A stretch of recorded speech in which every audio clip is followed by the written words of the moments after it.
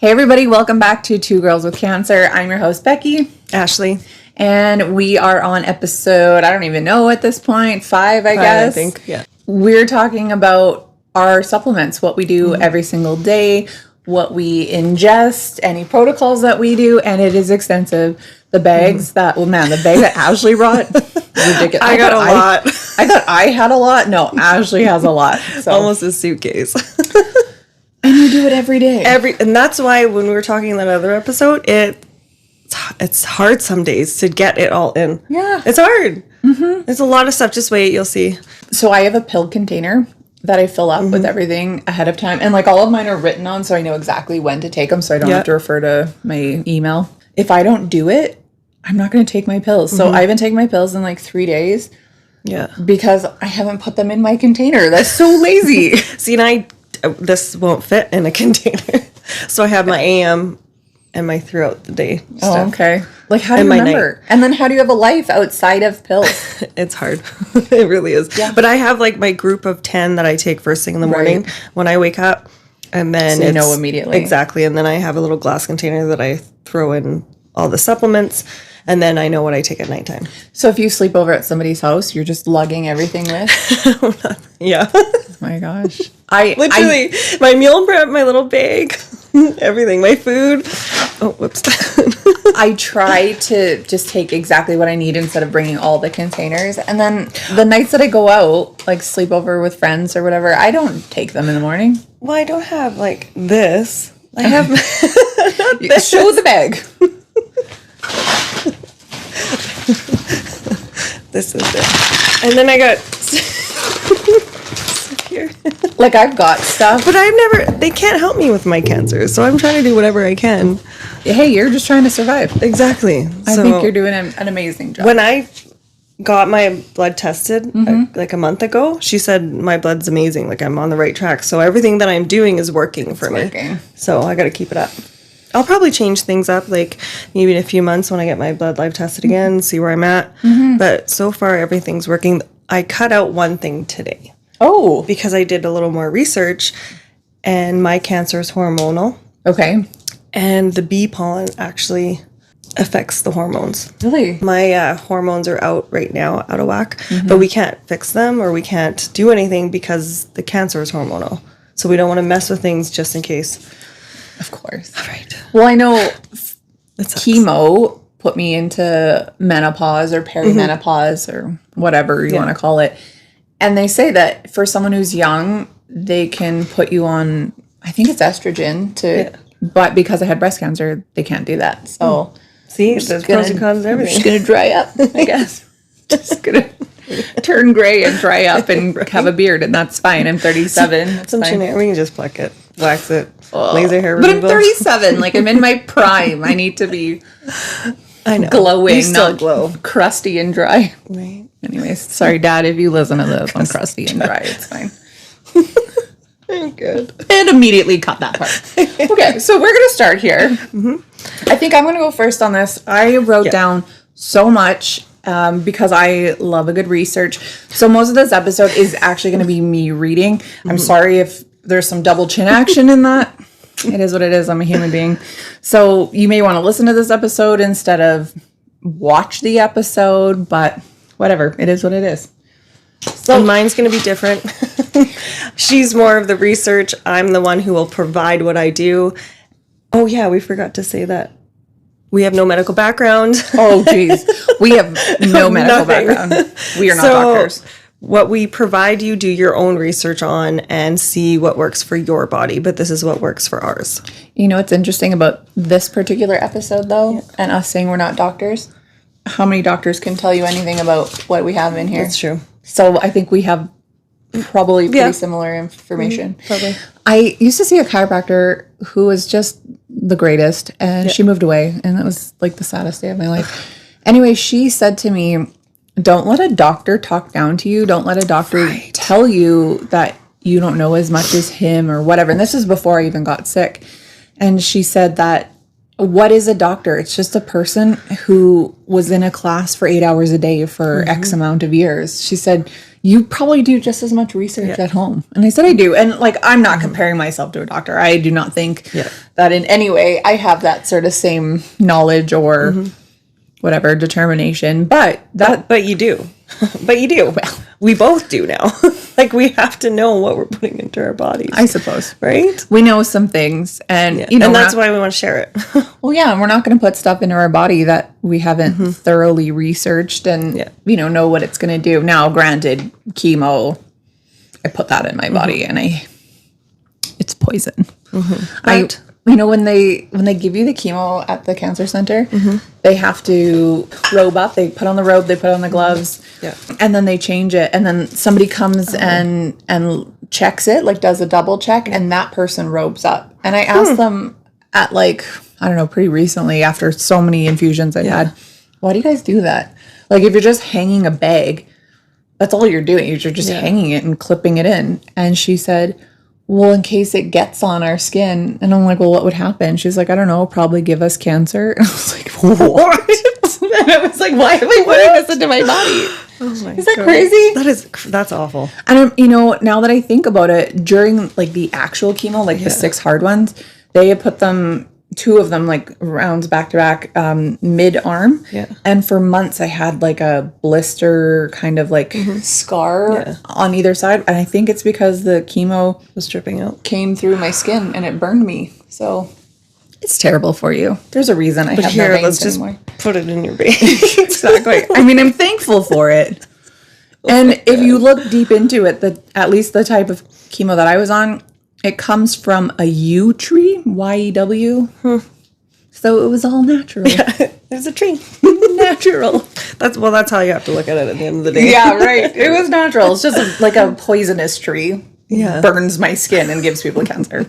But it's fine. But it's curing your cancer. This is why I'm torn. That's why I'm torn. Right. All right, where do we start here? We were saying we should do an ASMR episode because everything we touch makes so much noise here. Right.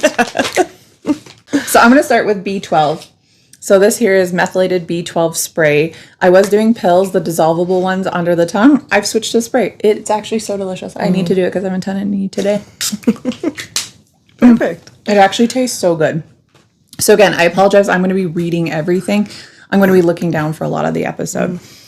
So methylated B12, also called cobalamin. Cobalamin, I think. It comes from animal sources, and we actually don't get enough of it in our diets. And especially for somebody who is like a vegan or vegetarian, they're definitely deficient in B12 because you can't get it from any other source other than an animal. It may prevent heart disease, it may prevent blood vessel disease, and it drops the levels of amino acids in the blood. That's the main takeaway of B12. It could help with dementia. It could help athletic performance. And I'm saying could because none of the things that I read want to make a bold statement. There's a reason that naturopaths and different holistic practitioners are prescribing these things. It's because they do work. But these, government funded agencies aren't going to say definitively. Probably they don't want a lawsuit on their hands. Like this said it was going to help my athletic performance and it didn't. So I'm saying it may help, but I believe in it because I take it. Each body's different too. Yeah. So, but I take it, and I have seen not the athletic ability. I'm not like an athlete all of a sudden, but it definitely gives energy. It's also good for boosting mood and memory. It helps make red blood cells and DNA, converts carbs to glucose, works with the B9, which is folate, to help iron function better. And I know, I'm not sure if you heard this at Live Blood, but I think you probably did, that you may not be iron deficient. Yes. You may actually just be B deficient, and B is the pathway for the iron to get into your body. So if you're low on Bs, you might be fine in iron, but if you have no way of absorbing it, you need a B. You have to put those two together. So if you, even a liver supplement or something, put it with your Bs. Oh, like liver pills. Like the one that I'm doing. So if you have low B12, you actually have larger red blood cells, and they're a regular shape, which we saw on the Live Blood. We should show pictures of that. A healthy red blood cell should be uniform shape, perfectly round, not overlapping. So when they're all different shapes, you can see that they are B12 deficient, or in my case, also dehydrated and whatever, when they clump together. whatever else is going on. So yeah, they're a regular shape, which actually inhibits them from moving properly from your marrow to your bloodstream. I had no idea. It can also cause depression when you don't have enough B12 in your body. It also is said to help your skin and nails and hair, probably because it's helping the iron. Yeah, and the folate. If you can recall anyone who's had babies, folic acid.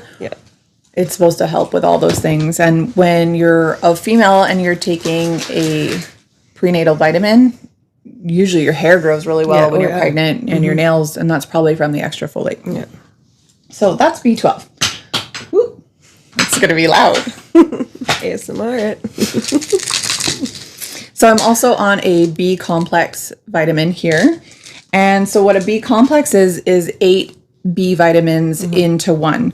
So B1 thiamine, which converts your nutrients into energy. You can get this from things like pork, sunflower seeds, wheat germ. Fun fact about wheat germ, when I was a kid, for whatever reason, my dad had like a jar of wheat germ and he would sprinkle it on my cereal.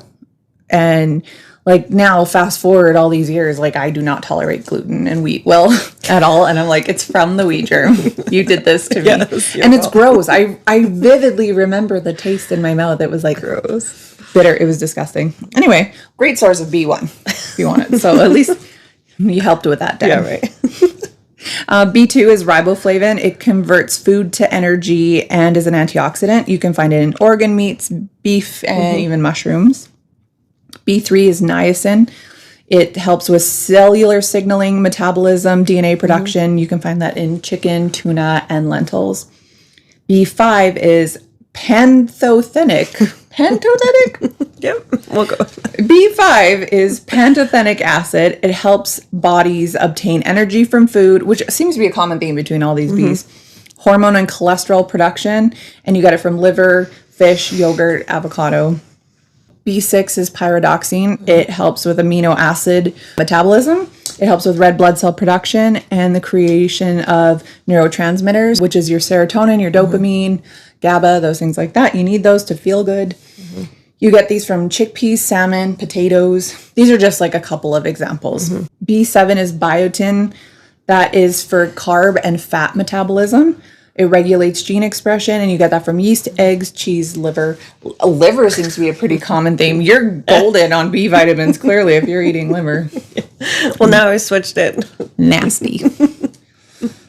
B9, folate, we talked about that, but it helps with cell growth, amino acid metabolism, formation of red and white blood cells, proper cell division. You get that from leafy greens, liver again, beans. And then B12, we talked about, you get that from meat, eggs, seafood, dairy. People who have had weight loss surgeries, which I have had, are B deficient. And I did not know this until last night. Where were they 10 years ago when I had the surgery? Right. Other things can make you B deficient. Things like diabetes, if you're on diabetes medication like metformin, or if you're on birth control, it drops your B vitamins. So interesting. I mean, birth control is poison anyway. Don't get me started on birth control. We could do an episode on that. My kids are entering the age where you know, they could start having hormonal problems, or they wouldn't dare, but like if they needed birth control for its sole purpose, but they're never going to have it. No. Maybe I'll be a young grandma. I don't know. They better not. I'm so grateful I have a boy. Well, you still can be a young grandma. Oh, yeah. True. But I don't have to buy tampons and pads and all that stuff. Yeah, it's fun. It's so fun. Everyone's so angry in my house, like for a week. Right? Not so much me. I'm pretty even keel at this point, but my children, they're pretty aggressive. Okay, B's continued. So it reduces stress and it boosts your mood. So I did hear this when my girls were young. If you give them a B vitamin, it'll help them just chill a little bit. They'll, you know, like probably helps with their hormones a little bit, so they're not so cuckoo as, you know, pubescent children are. Pubescent girls are. Yeah. It reduces your symptoms of anxiety and depression.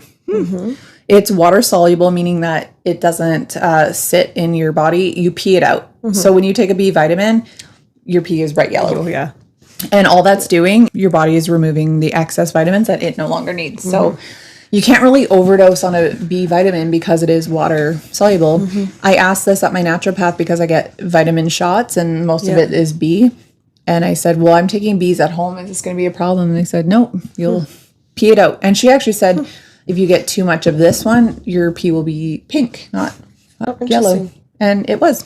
So the more you know. Right. Learn something new. The next thing I'm on is on a digestive enzyme. You can take a digestive enzyme just to help you digest, right? A lot of people take it with food because it helps break it down. I was taking it, well, I was actually prescribed this by my Mexican doctors, and I thought it seemed kind of weird. Like, why would I be getting a digestive enzyme? Like, I have cancer. I don't have, well, I do have, but, you know, I'm not needing to help break down my food. But man, the digestive enzyme, I would say if I could recommend something for everyone to take, it would be this. It's made from bromelain, which is from a pineapple. It comes from the stem and the juice and the meat of a pineapple. And if you've ever eaten a lot of pineapple, your tongue starts to melt. Like it like eats it, like you get sores in your mouth. Like I ate a lot of pineapple one day. I bought a bunch thinking it must be delicious. By the end of the day, my mouth was absolutely on fire. And it's because it's a natural meat tenderizer. So pineapple wants to take that protein and just like break it down. That's why a digestive enzyme is so good.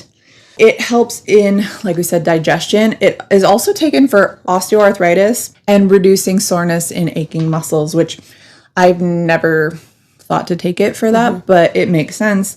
You can take it with food for digestion, or if you take it on an empty stomach, it helps to reduce inflammation. And so when I was taking this, it had to be an hour before food. And my doctors never explained why. It was like, here, just take this. Okay, I trust my Mexican doctors. It wasn't until Live Blood that she said that a digestive enzyme is actually like eating at the cancer. So if you take it fasted, it has no food to break down. What else is it going to do? It's going to find what isn't supposed to be there and eat it.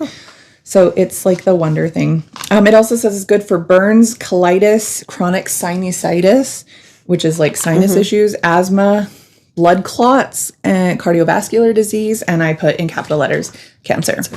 So my husband has, well, he doesn't have colitis, but he doesn't have much of a colon, right? And he also has like constant stuffed up noses. He's forever had nose polyps. And so he can't breathe through his nose at all. And he lives off of nose spray. And so I read this all last night and I said to him, like, man, you need to get on a bromelain digestive enzyme because maybe it'll help you. Like one of the studies I read said that for patients who took it in this control group for 3 months, they had major nose like breathing clearness. So yeah, it might be worth taking if you've got a stuffy nose. Again, I'm not a doctor. I don't know.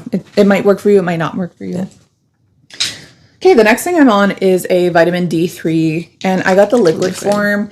I'm just so tired of sucking back pills all the time. This is like I'll show you.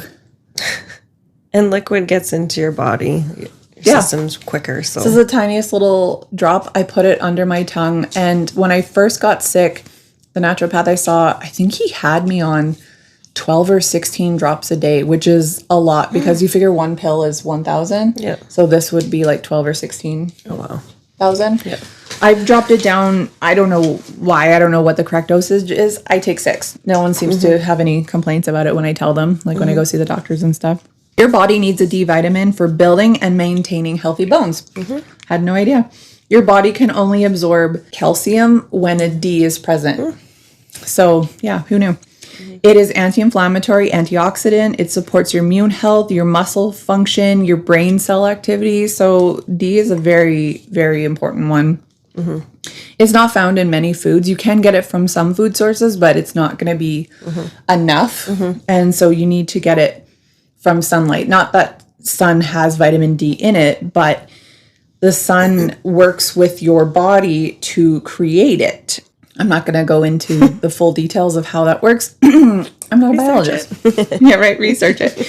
But yeah, we have a lot of vitamin D deficiencies in places like Canada. I mean, Alberta, we do get a lot of sun. But I would say places like Vancouver or, you know, in Europe, over in England and things like that, when you have a lot of non-sunny days, definitely vitamin D deficient. So you will want a supplement for sure. They say that vitamin D may reduce cancer risk. Again, may. We don't know. Everything's may. Yes. And it may support your immune health. I think that's pretty, what's the word? Like pretty proven at this point.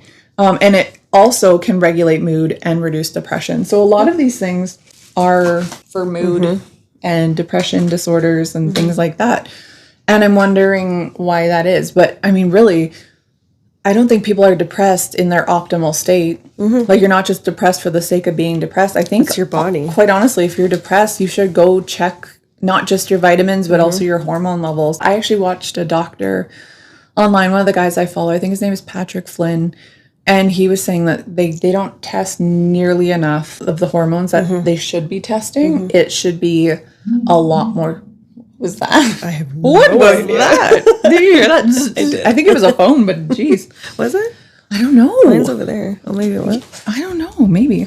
Let's see.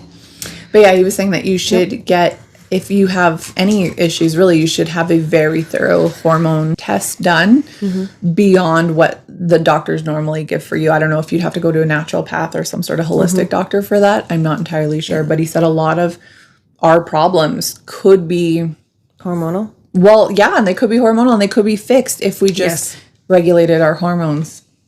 But I think that's with everything in our body. I don't think we're meant to be sad and angry and depressed. Right? It's an imbalance in our body. And I wish that they would just help us more. You know? Like if they would do the proper testing and actually find root causes to things.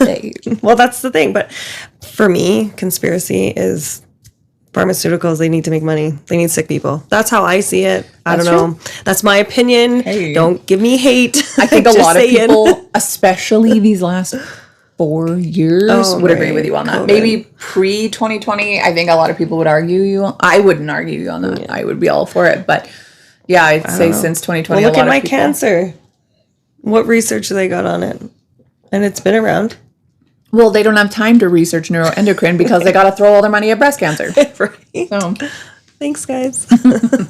That's why I don't donate. I don't donate. I never have. I never will. What do I got? I got nothing. I had to research all. Look at my bag.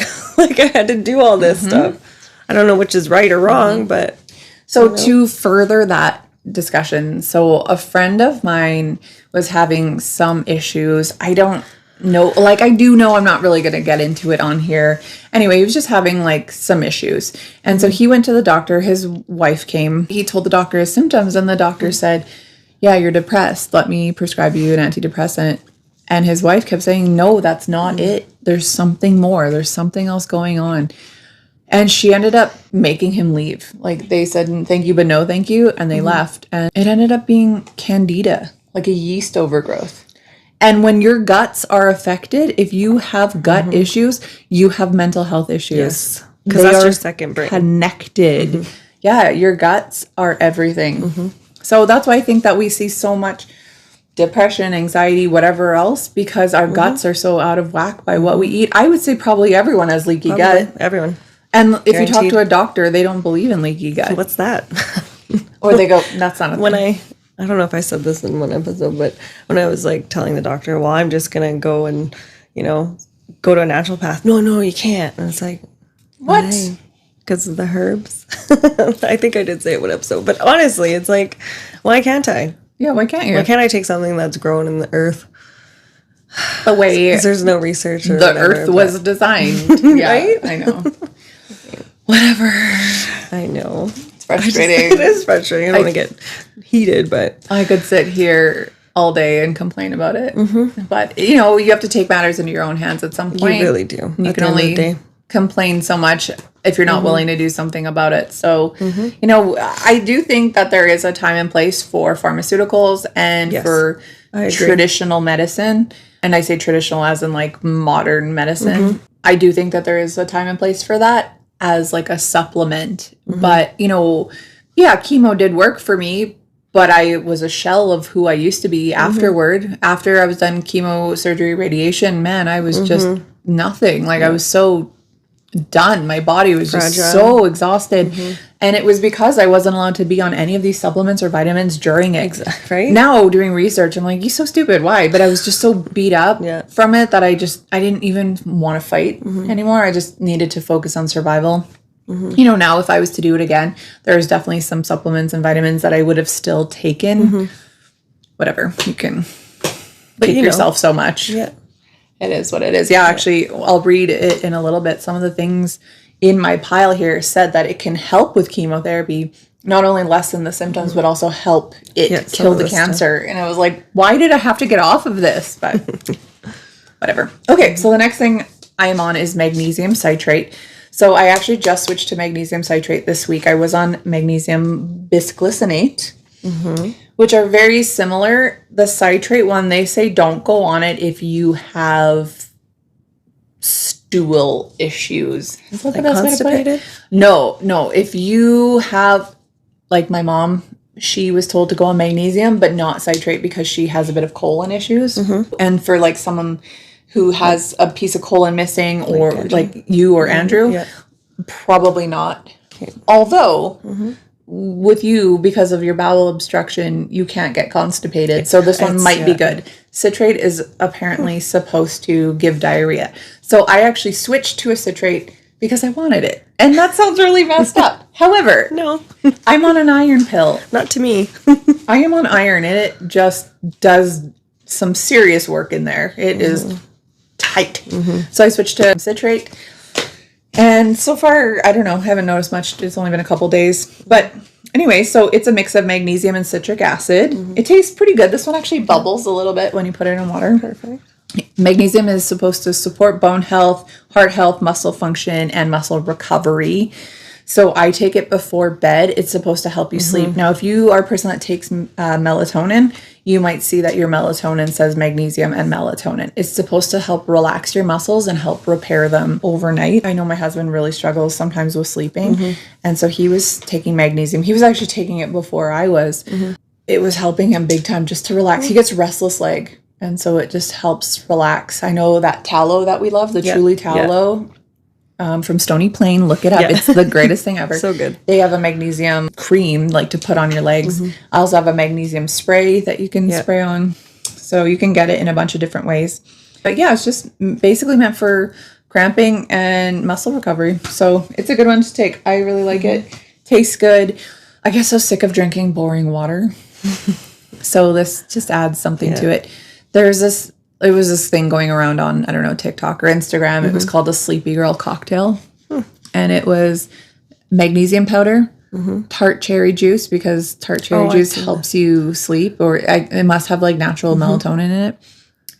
Soda water and lime juice, and you put it in a glass. Of course, you put it in a fancy glass, so it's pretty. Oh, I was doing it. It's so good. Let's make an episode on it. Yeah. Fancy drinks. Yeah, fancy drinks, mocktails, right? I mean, I drink a cocktail here and there, but once in a while. Once in a while. But like a nice fancy mocktail. My kids love it, and we'll drink it before bed, and it's supposed to just like help relax you. Man, if you were to like turn off a blue screen and drink your mocktail and just, I don't know, read a book, the sleeps we could have.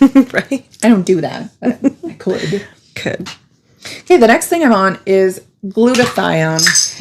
And Ashley's also on this. Let's just bring mine up. Yeah, yours is so different than mine.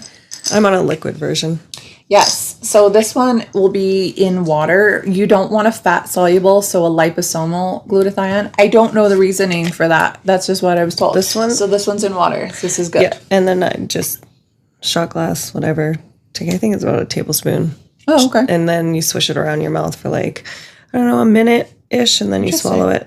Yeah, do it every morning because it helps to detox your liver. So mine is glutathione, but it's also a blend. I see there's N-acetylcysteine, niacinamide, vitamin C, broccoli seed extract, selenium. There's a few things in this one. This is from my naturopath. I was also given some in Mexico, and that was just a small dropper in a liquid. I do believe that one was a liposomal because it was so small.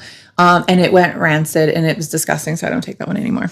But anyway, what is glutathione? It's an antioxidant in your body. It's naturally produced. It is produced by your liver, and it's made from 3 different amino acids: glycine, L-cysteine, and L-glutamate. Don't ask me what those are. I don't know what they are. Yeah, research it. I didn't have to do all the work for you. You guys have to research all mine. I got too I've done many. enough. I've got 11 pages. Yeah. So it metabolizes toxins. It breaks down free radicals and supports immune function. This is why glutathione is so huge. It could be used. This is what it said about chemo, and I'm so mad. It could be used with chemo to lessen the toxic effects. And I wrote beside it, WTF. Why did no one tell me? And you know what? I should have just taken all of everything that I was given from Mexico during chemo. My Mexican doctor said to do that, but you have to meet with a pharmacist prior. And he goes through everything that you have, and he tells you what's okay and what's not okay. And of the things that I was on, I was allowed to maybe still be on 2 of them. Ivermectin, I was allowed to be on. I thought all of Canada hated ivermectin, but I was allowed to be on that one. But yeah, so glutathione is supposed to help lessen the toxic load, probably because it's neutralizing it in your body. Your liver is effectively able to remove stuff. Yep. So low glutathione is associated with cancer, diabetes, hepatitis, Parkinson's. Look at that, eh? So I bet you if you looked back to people with these diseases, probably a lot of them have some liver issues, upset or disease or whatever. Some food sources that you can get glutathione are broccoli, cauliflower, cabbage, Brussels sprouts, onions, garlic, asparagus, potatoes, peppers, carrots, avocado, squash, spinach, melons. And that I assume that just increases your body's ability to create glutathione. Yeah. In supplements, again, I said don't get the fat soluble ones. You know where I get my glutathione from other than my pills? Coffee enemas. Right. I still haven't done that. Well, and I was reading more about them again because I researched everything, and it's saying it might not be suitable for someone missing a colon. Right. We talked about that. So, but for someone with liver indicators, maybe it is okay. I'll try it once. Yeah. I'll give it a try. The coffee enemas are supposed to stimulate your liver to increase the detoxification of your blood and decrease the toxic load on the liver. And I have a whole section here on coffee enemas because it is definitely part of my routine. Oh, it's the next page. Perfect. Okay, so this is my coffee. It does not look like coffee. It does not look like brown sugar. Smell it. It smells like peanut butter. Or like weird nuts or something. So the brand I use is called S.A. Wilson. And S.A. Wilson, if you are listening, feel free to sponsor us. I use your product religiously. I use it all the time, every day, in fact. So I am definitely a supporter and a believer in what you guys are doing. So what is a coffee enema? Well, if you know what an enema is, you are putting a tube up your butt and you're putting a liquid in there to clean things out. So most enemas, I think, are probably for colon cleansing. But a coffee enema is for liver cleansing, which is good, obviously, for someone who's got liver issues. That's what you want. So what it does is it boosts immunity, it increases energy, and it definitely does. I will talk about that after. It stops yeast overgrowth. It treats autoimmune diseases. It removes parasites from the digestive tract. Removes heavy metals. It treats depression. It treats cancer. It increases glutathione by 700%. It is massive. When you put it in, you have to put it in 6 to 8 inches. And it does go into your, it's not even hard. It's like, it feels like nothing. My body just takes it right up like it's nothing. It's up 6 to 8 inches. And yeah, you put 4 cups of coffee. It's not too hot. It's about 100 degrees, 110 degrees. Does it have to be warm? Yeah, you hold it better when it's warm. If it's cold, your body is like spitting it out. And if it's too hot, you burn yourself. So you have to find that happy zone of 110. Yeah. I want to say that's Fahrenheit, not Celsius. Yeah, right. Because that would be very bad. So like 100, that'd be like 32 Celsius. Is that right? I think so. Yeah. I don't know. Someone will tell us if it's not. There's only 2 or 3 countries in the entire world that use Fahrenheit.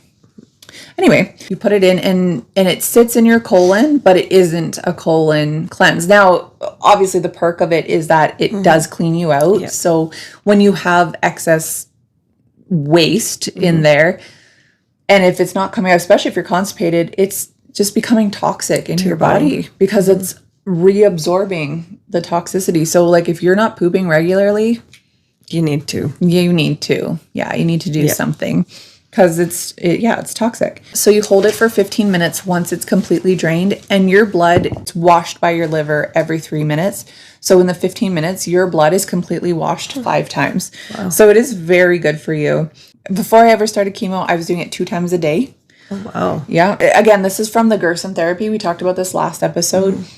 They do it, 5 times a day. Like they're saying people are, every 3 hours, 5 times a day. They're getting up in the middle of the night to do this because like they're desperately trying to cure themselves of disease. So there is some science behind it. You're probably listening to this thinking like you're crazy for even, but no, look into the Gerson therapy. It is so fascinating because this is from the early 1900s. Wow. And coffee enemas even predate the Gerson therapy. This goes back like hundreds, if not thousands of years. Wow. Whoever thought, hey, I should take this coffee and shove it in my butt? But people did, and it is very helpful. I really want to try now. Right? It's so good. I love it. Do it. So after chemo, they say you shouldn't do it during chemo because what you're doing is cleansing your body of toxins. Mm-hmm. You kind of want that chemo in your body so it can do what it needs to do. They said 4 to 7 days post chemo you can do it, but man, I couldn't. My guts were so inflamed. I got colitis during chemo. I couldn't. It was so painful to do it. So I just stopped doing them. Now I do it, like lately I've been doing it every day, but usually a couple times a week I'll do it. And I'm noticing like the energy that's coming back finally now that I'm consistently doing it, and my pain, like my bone pain, that's going away because it is supposed to help with inflammation and pain. Like I said before, it is a liver detox, but it's held in the colon. The vessels of the lower part of the descending colon and rectum carry the solution up to the liver, and it's absorbed by the hemorrhoidal and the mesenteric veins routed to the liver. Yeah, and then once you do it, you can't just do it on its own. You do have to supplement with it as well. So you need 4,000, I think it's milligrams of potassium and 600 of magnesium. And so the potassium, that's a bit tougher to get. Like I don't take a potassium supplement or anything. I'm eating bananas. I'm drinking coconut water. I juice. So for every 4 cups of coffee that you do, which is 1 enema, you need 24 ounces of juice. And on the days that I don't do the juice with it, I'm noticing that I'm really struggling, probably from electrolyte imbalance because you're losing electrolytes, right? So I was going to do milk thistle next, but I think I'm going to talk about electrolytes just as we're on the topic. Somewhere in my little pile here. Celtic? Well, I have Celtic as well, but I'll let you talk about that one. So I have these electrolyte packs. They came from my naturopath. I haven't found anything on the market quite as bountiful as this one, quite as, nutrient packed as this one. So he said in a pinch you could use emergency, those like little packs, but those ones, they're so expensive, but they're really good. So an electrolyte helps maintain the electrolyte balance in your body, and it helps with your muscle function as well. They do play a vital role in your body, from heartbeat to muscle contractions, dilation and contraction of blood vessels, conduction of nerve impulses, contraction of your muscles, the filtration of kidneys, gastrointestinal movement, maintaining internal pH. There are different electrolytes in your body: sodium, potassium, chloride, magnesium, calcium, and phosphorus. It's probably why Celtic salt is so important for hydration. And again, when you're doing a coffee enema, you are expelling a lot. Like obviously you think about if you have the flu and you have diarrhea and you're dehydrated. So it's the same kind of concept. You do need to replenish your electrolytes afterwards. Okay, so back to milk thistle here. So I had a nice one. Like I don't normally buy like Shoppers Drug Mart drugstore brand ones. I ran out of my ones from the naturopath, and my husband just happened to have some in the cupboard. So I figured in a pinch I would use it. So I am a supplement snob. I'm not. Jameson is no go for me. But milk thistle. So it is from a plant. I can't remember the name of the plant. Maybe it's called a milk thistle plant. I don't know. It's like a really pretty purple flower. Oh, I know. And they say like the old wives' tale or the old legend of it is that the milk from Mary's bosom dropped onto it, and that created What? The milk thistle juice or something. Wow. I don't know. It's whack. So it's to help treat liver disease, cancer, diabetes, gallbladder disorders, promote breast milk production, protects your liver against toxins, improves liver function by reducing inflammation and damage, prevents age-related decline in brain function, protects your bones, improves cancer treatment. That was another one. By reducing side effects of cancer treatment, helping chemo work more effectively, and destroying cancer cells. So, like, why did nobody put me on milk thistle through all of this? It also helps to treat acne somehow and lowers your blood sugar for people with diabetes. So I would say, you know, of the things that we've talked about here, like a lot of these are really good ones. I think milk thistle is another really important one. Your liver does so much for you. You need to have a healthy liver. If your liver isn't working properly, your body will get cancer, diseases, because your liver detoxes your body. And it's important to have that functioning properly. And the liver's cool because it does regenerate itself. You can cut it off and it regrows. You can put it through a beating and it does get better, where not all your organs can say that. Yeah, exactly. But treat your livers nicely. I'm on this one called thymus. So thymus is a gland in your body. And I actually haven't currently been taking this. Yeah, I haven't been taking it just because I don't have enough room in my pill container, and I thought, let's just prioritize here. But thymus is a gland in your body. It's kind of about, gotta lean up. Right here. It's between your thyroid and your heart. So kind of mid-chest area. And it's responsible for the production of T cells in your body. T cells are your fighter cells. I only ever knew about T cells from AIDS. Not that I have it, but like I've heard T cells are very important for people who are HIV positive. But yeah, your T cells are your fighter cells in your body. Do you remember seeing them on your live blood? Yeah. Super, super important. Having a strong and active thymus, it improves and boosts your immune system. So obviously you want that. You want to fight off whatever's going on in your body. Now, the thing about your thymus is that once you hit puberty, it starts to disappear. By the time you're about 75, it's basically all just fatty tissue. Like the thymus is gone. Yeah. You want to use it as best as you can in the time that you have it. Your T cells ward off infections. Probably why old people get sick a lot more often than young people is my guess. And then once the T cells are created, they travel to your lymph nodes to fight infections and diseases and things like that. So you get this one. I don't know where I put it. You get it from a cow. So this is desiccated thymus. Now, when you do research on it, there is a lot that says that it can't be regulated, or they don't have a lot of research on it because they don't know if the cow had mad cow disease or other diseases or things like that. When I went on chemo, they said, no, you have to get off of that because we don't know where it was created in Mexico. You know, they have a hate on for Mexico down there. But they said, we don't know where it was created in Mexico. It could have been a dirty warehouse. So I don't think my doctor in Mexico is giving me dirty warehouse pills, but you never know, I guess. Iron. We talked about iron before. You need it to produce hemoglobin and myoglobin. Hemoglobin helps red blood cells carry oxygen through the body. Myoglobin is a protein that helps provide oxygen to the cells in your muscle. Helps treat anemia, fatigue, restless leg, cognitive function, helps with hair growth. Do you want to speak on that? Oh, like iron deficiency? Brain fog. Like my brain can't, I'll tell a sentence and it's gone. I can't even spit it out. I'm looking for. We've seen that on this show a couple times. My hair's been falling out. Exhausted.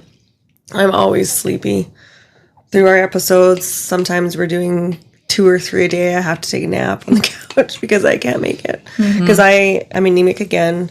It's hard for me because I can't get constipated to take iron supplements. So I am on iron infusions right now. But iron is very, very important. But it's dangerous if it's too low, and then it's dangerous if you have too much in your body. Well, because it's still considered a heavy metal, is it not? Metal. Yes, it is. Right? And there's a fine line of what heavy metals you can have in your body. Obviously, we know heavy metals are not good for you, but you do need some to function. So, okay. And like the worst brain fog. Like, I bet. Forgetful? Yeah, I bet. All the time. But let me tell you, though, it's starting to come back up. I've had 2 iron infusions so far. I'm sure people who have been listening have heard, but the reason she can't get constipated is because she had, her last surgery was a really nasty bowel obstruction caused from all the scar tissue from how invasive her other 2 surgeries were. Yes. And then I lost half my colon in the second surgery. Yeah. So very important. So nothing really works in there right now. Yeah, you should get on some magnesium citrate. Right. Okay, so the next one I wanted to talk about was flora, and for some reason it's not in my little basket here. So flora or probiotics, they are live microorganisms. They live in your body. We've all heard about probiotics. I'd say the last 15 years, there's been a big push on it. You know, all these yogurts claim to have whatever, and they do have all these probiotics in it. It supports your upper and lower GI tract, and it's good for gut and immune health. And as we said before, gut health is your immune health and your mental health, and it's so important for everything.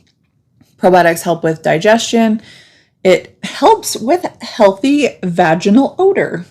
I learned. And urinary comfort and vaginal pH.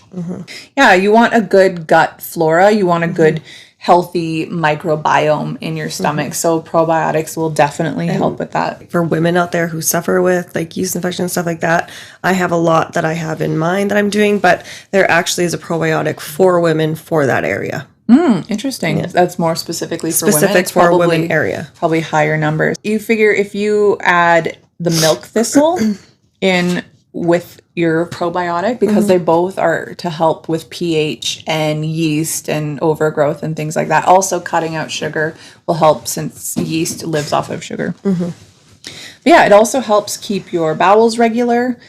Healthy guts equal healthy immunity. So super important to be on a good probiotic for sure. And you can also eat things that are good in it. Yogurt is one. Anything fermented. So I love sauerkraut. I love it so much. What is it? Kefir? Kimchi, yeah. Kefir. Kefir. Kefir, is that how you say it? That's how I say it. I thought it was kefir. It's really important too to give it to your children. My son loves it. Oh, really? Yeah. Mine, not so much. No? They're a little funny with it. He's like, Mom, can I have my kefir? I'm like, absolutely. See, my kids like kombucha, so I don't know why they don't like that. I guess it's like the milk that tastes like vinegar. It's like kind of weird to them. I tell them it's yogurt. I don't know. I like it. I think it's delicious. Yeah. Okay, I'm almost done here. I know this is going on forever, but I have a lot of things. This next one is called indole 3-carbinol, I3C for short. So your body produces it when it's breaking down something called glucobrassicin. That's things like broccoli, cauliflower, Brussels sprouts, kale, your cruciferous vegetables. It has anti-cancer properties to it. Now, these anti-cancer studies were based on animals and not in humans. So again, there's a lot of mixed reviews when it comes to I3C. Some things say, yeah, it's great for cancer. Some say, no, it's not. I know for me, my Mexico doctors put me on it and my naturopath put me on it. So to me, when there's overlap like that, I take it more seriously. It's known to stimulate detoxifying enzymes in your gut and liver. Like we just said with enzymes, that's super important. You want to break down things in your body. So high cruciferous diets are said to slow cancer growth, which I find very interesting. But I don't know, is there like a study that shows vegetarians have less cancer? I don't know. Oh, interesting. I wonder. But I know that there is a lot of stuff out there about these blue zones. These are low meat diet places, and they say they have virtually no disease. So I'd have to look into that more. I'm a big fan of meat myself. I love it. I think it's super important for your body. And as we saw with the B vitamins, all the sources of them come from meat. Yes. So that's why I think that you really do need to have a balance of everything. Anyways, the I3C, it improves the effectiveness of chemo. Again, another one of those ones that I should have been on. It may even reduce breast cancer risk. Not sure how. There's just really not a lot of research on it. There was also things that said, well, actually, if you take I3C, it could also increase your risk of cancer. So it could like decrease or it could increase. So who knows? That one's unclear. Again, both of my doctors have recommended it. So I trust it. This is something I'm on called Ultra Clear Renew. It is a nutritional support to help our body's natural detoxification process. alkalinization process, and heavy metal metabolism. So there's kind of a theme with a lot of the stuff that I'm taking. It's get rid of the bad stuff, help my body function to be able to remove things that aren't supposed to be in my body. So it provides fuel for daily activities, has fiber to help with elimination. As we said, storing stuff in your colon is very bad and toxic for you. There's protein, vitamin A, C, D, E, a bunch of Bs, calcium, iron, phosphorus, iodine, magnesium, zinc, copper, chromium, chloride, sodium, potassium, glycine, L-alanine, L-lysine, L-glutamine, and acetylcysteine. And that's where I stopped writing because I thought nobody knows what any of these things are. But my doctor said that this is a very heavy detox. And so the bottle says to take 2 scoops. He said only take 1 because he does not want me to detox super hard from it. But yeah, it tastes okay. It's just a shake. It tastes like chai. Chai is the flavor of it. It's okay. It's not my favorite thing I take, but it's not bad. I'm almost done here. What else do I still have? Oh, turmeric. I take turmeric in the evenings before bed. It is from a plant called the Curcuma longa plant. It is part of the ginger family. I don't hate the flavor. Do you like the flavor? Of turmeric? I like it.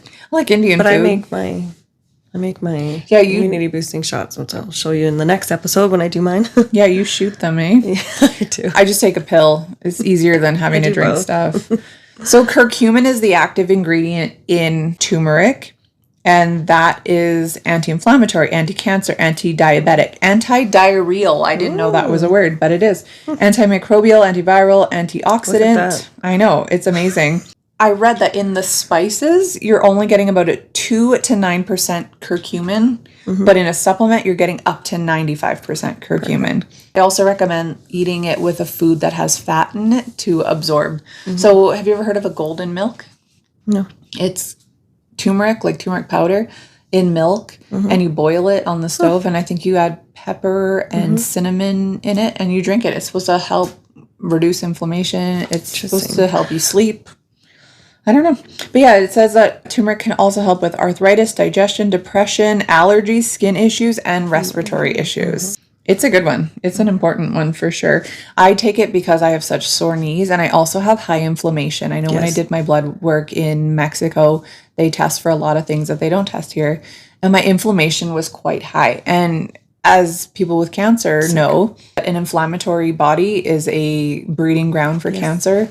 Acidity and inflammation are things that cancer loves. So get the inflammation down. Plus, I mean, it doesn't feel good when we're inflamed. When we're bloated, our joints are sore, we're puffy in the face. Like, it doesn't feel good. So it's important to get inflammation down. And I think I said in the last episode that my kids were also on it. My one kid does soccer, the other one does track. Both of them have sore bones, or sore muscles, or sore whatever, because they're exercising all the time. And it's really important to take it at nighttime because that's when our body heals. So that's why she takes at night. That's why I take at night. Okay, so I'm on one more thing. This one's at the Natural Path, and it's a microvitamin shot. So when I first finished chemo, I was on IVs. They were high-dose vitamin C and magnesium and CoQ10 and acetylcysteine, like a ton of different stuff, and my body just did not react well to it. So we've dropped down to these microvitamin shots. So instead of it being a full bag IV, it's just a little shot in my arm once a week. So the things in this one is S-lipo-B. I looked into that because I had no idea what it was. That's a vitamin for liver health. It has adenosine, which helps relax and dilate your blood vessels. Thiamine, which we talked about, that's B1. CoQ10, which is an antioxidant for growth and maintenance and helps with heart failure. So it seems to be helping whatever it is that I've been given. And he does adjust it based on how I'm reacting, but I'm not having any reaction to it. So yeah, that's good. So that's it for the things that I'm currently taking. I did write down a list of the things that I was taking, but I've just slowly cut out of my regimen. So I was on something called a Hoxie herbal tonic that was prescribed to me from my Mexican doctors. I'm not even going to go into that. It is very interesting. You can do a whole long deep dive into the Hoxie treatment. They have Hoxie clinics down in Mexico. It's interesting. I was on ivermectin. Ivermectin's really good for parasites. And it's probably why when I did my live blood, I never had any parasites because I was actively on that and coffee enemas. So between those two things, I don't even think a parasite could grow inside my body. I was on a vitamin C liposomal. Again, liposomal means it's in fat. So that was more of like a concentrate. I would add that to my water all the time. I might start taking that again just because why not? I was also on a vitamin A curcumin. So kind of similar to what I'm on. That was just a dropper that went in my water. I was on baby aspirin. Apparently people with cancer have more of a chance of having blood clots. I didn't know that. My doctor's medical put me on it. I have some B17 shots. So those were needles I was doing myself in my thigh every other day or 3 days a week. And B17 is not actually a B vitamin. It's a cyanide. It comes from things like apricot seeds or pits of stuff. I don't know, do you take them? I did when I was in my heat of my cancer. Oh, they're gross. If you take an apricot seed, bleh, absolutely foul. Yeah. I honestly preferred doing the shots in my legs than I did eating the seeds. And that's it. That's everything that I am on. So that was a very thorough deep dive. I know I'm sorry if you've all fallen asleep through all of this, but this is what I take. So I take it multiple times a day. Some of these are 3 times a day. Some of them are once a day. Some are 2 pills once a day. Some are 2 pills twice a day. It's so different. I have to honestly write everything on it up top because otherwise I don't remember.